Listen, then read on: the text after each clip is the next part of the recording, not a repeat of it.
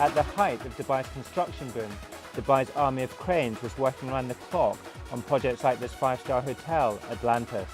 Manufacturers and dealers were struggling to meet contractors' insatiable appetite for cranes.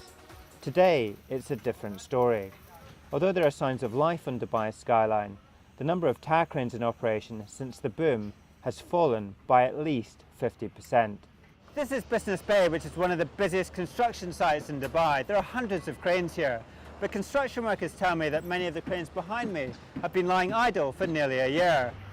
The slowdown in demand has hit sales for crane exporters to the United Arab Emirates. For us, Dubai was the part of the Middle East where we were putting all our focus for our tower cranes. And I would say almost overnight, sometime in December 2008, we really saw a very sudden drop in demand, a very sudden stop in the number of cranes that we were supplying to our distributors to put on job sites.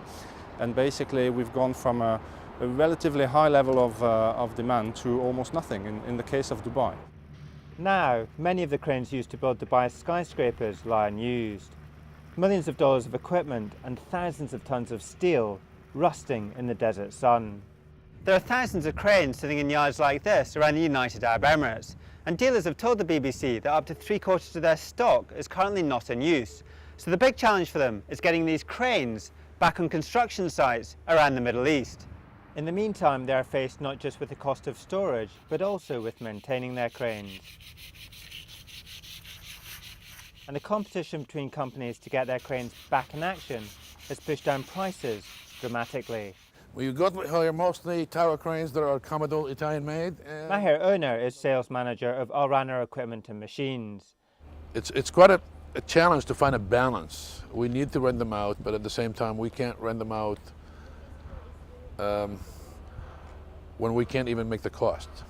And we go back to the same problem I was explaining earlier, where some of the suppliers and the market forces have forced a lot of suppliers to rent them out at a very low rate.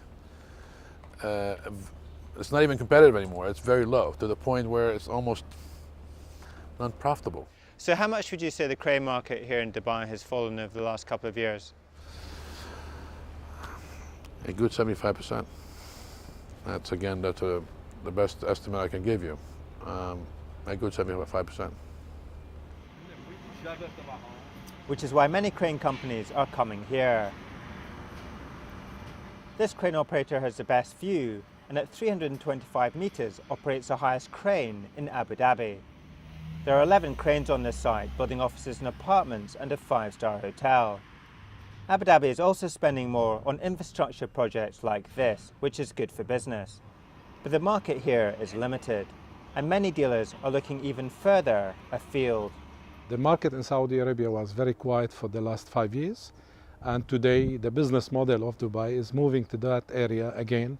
You need everything in Saudi Arabia, like education, you need university, hospitals.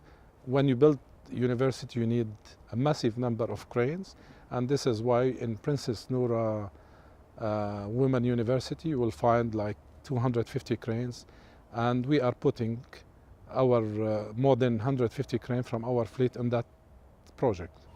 So while crane dealers and manufacturers may have seen the sun set on the Dubai property market, they're hoping for a new dawn in Saudi Arabia.